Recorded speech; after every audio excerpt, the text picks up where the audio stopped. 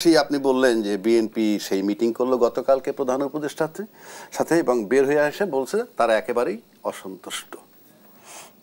এটাই রাজনীতির নিয়ম। উনি যদি সন্তুষ্টই হন তাহলে তার আলোচনা চলে না। এরপরে যদি এসে বাইরে এসে বলতেন আমি সন্তুষ্ট, তাহলে এরপরে আলোচনা কি? এটা পরিষ্কার অলওয়েজ অসন্তুষ্ট হবে। আসিফ নজরুল সাহেব আবার বলছেন যে অসন্তুষ্ট হওয়ার মতো কারণ মানে পরিবেশ মানে বিএনপিকে হ্যাপি দেখেছে। হ্যাঁ, তারা মনে হয়েছে অসন্তুষ্ট হয়নি। প্রশ্ন সেখানে নয়।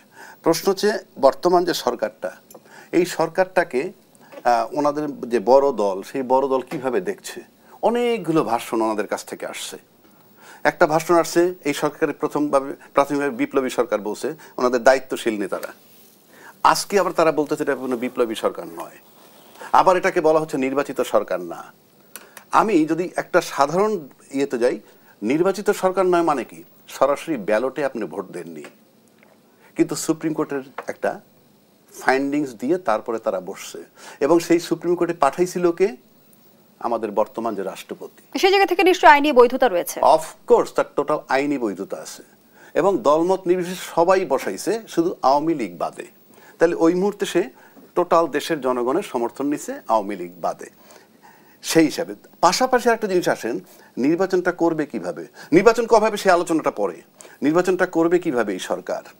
ইতিমধ্যে তত্ত্বাবধায়ক সরকার ফেরত আসছে এবং এই সরকার নির্বাচনটা দিবে কি সংবিধানের আলোকে? সংবিধানের আলোকে দিলে তার অবস্থাটা কি? সে তো অন্তর্বর্তীকালীন সরকার, তার মেয়াদ সম্পর্কে বলা নাই, সংবিধানে অন্তর্বর্তীকালীন সরকারও নাই। আবার তত্ত্বাবধায়ক সরকার যেহেতু সংবিধানে ফেরত আসছে, তাহলে নির্বাচন হইতে হবে তত্ত্বাবধায়ক সরকারের অধীনে। আবার তত্ত্বাবধায়ক সরকার বলতে কি বোঝায়? তত্ত্বাবধায়ক সরকার তখনই আসবে যখন নির্বাচিত সরকার থাকবে। এখন এই সরকারকে যদি আপনি অন্তর্বর্তীকালীন সরকার বলেন, তাহলে এখানে আবার তত্ত্বাবধায়ক সরকার কিভাবে ঢুকাবেন? যদি একে নির্বাচিত সরকার বলেন, যে সংবিধান সুপ্রিম কোর্টের একটা ফাইন্ডিংসে আসছে, তাকে নির্বাচিত সরকার বলেন, তাহলে তার মেয়াদ কতটুক? সেই মেয়াদের কোন সময় তত্ত্বাবধায়ক সরকারটা আসবে?